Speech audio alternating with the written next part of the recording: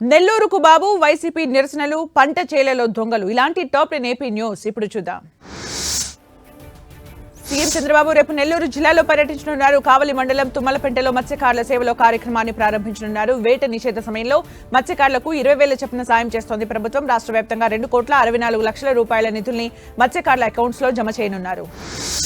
పోలవరం సహా రాష్ట్రంలోని సాగునీటి ప్రాజెక్టులపై సీఎం చంద్రబాబు రివ్యూ నిర్వహించారు. నిర్దేశిత గడువులోగా ప్రాజెక్టులు పూర్తి కావాలని అధికారుల్ని సీఎం ఆదేశించారు.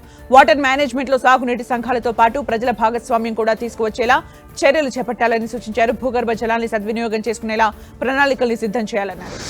ఇంధన ధరల పెంపును నిరసిస్తూ ఏపీ వ్యాప్తంగా వైఎస్ఆర్సీపీ శాంతియుత ఆందోళనలు చేపట్టింది. రాష్ట్ర వ్యాప్తంగా అన్ని నియోజకవర్గ కేంద్రాల్లో నిర్వహించాలని వైఎస్ఆర్సీపీ పిలుపునివ్వడంతో రాష్ట్ర వ్యాప్తంగా వైసీపీ నేతలు ఆందోళనలు చేపట్టారు. ఈ సందర్భంగా వైఎస్ఆర్సీపీ నేతలు అన్ని జిల్లాల కలెక్టర్లు, ఆర్డీఓ, తహసీల్దార్లకు డిమాండ్ పత్రాలు అందించారు. గుంటూరులో పెరిగిన ఇంధన ధరలను నిరసిస్తూ మాజీ మంత్రి అంబటి నేతృత్వంలో ఆందోళన నిర్వహించారు. అన్ని రాష్ట్రాల్లో కన్నా ఏపీలోనే పెట్రోల్, డీజిల్ ధరలు అధికంగా ఉన్నాయని మాజీ మంత్రి అంబటి ఆరోపించారు. ఇదేనా సంపద సృష్టి, సుపరిపాలన అంటూ వ్యంగ్యాస్త్రాలు సంధించారు. రాష్ట్రంలో కమిషన్ల పాలన నడుస్తోందంటూ ఆరోపించారు. శ్రీకాకుళం జిల్లా పలాసలో మాజీ మంత్రి సీదిలి అప్పలరాజు నిర్వహించిన ధర్నాలో స్వల్ప ఉద్రిక్తత చోటు చేసుకుంది. వైసీపీ నేతలు, కార్యకర్తలు ప్లకార్డులతో నినాదాలు చేస్తూ అంబేద్కర్ విగ్రహం వద్ద నిర్వహించిన మానవహారాన్ని కాసిబుగ్గ పోలీసులు అడ్డుకుని భగ్నం చేశారు. దీంతో కాసేపు ఉద్రిక్త వాతావరణం చోటు చేసుకుంది. పోలీసులకు వైసీపీ శ్రేణులకు మధ్య తోపులాట చోటు చేసుకుంది.